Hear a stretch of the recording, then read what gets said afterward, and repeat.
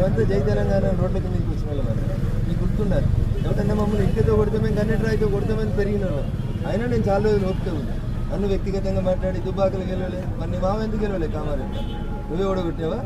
ఇదే కాషాయం కండువా కదా, కామారెడ్డి మీ మామని ఓడగొట్టింది.